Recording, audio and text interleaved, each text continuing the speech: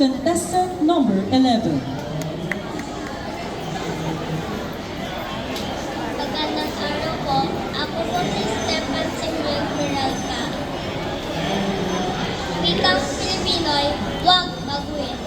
Mula si Emmanuel F. Del Rosario. Wikang Pilipino'y huwag baguhin sa ating pagyamanin. Pinagmamalaki natin to sa bawat salita, sa bawat pagsasalita, sa pag-aaral, sa tahanan, sa bawat sulok ng ating bayan. Ang wikang ito ay nagbibigay buhay sa ating pagkakakilanlan.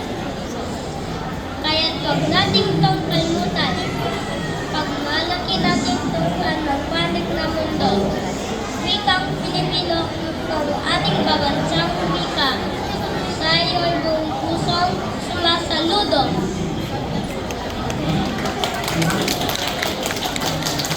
Okay, that is our last contestant.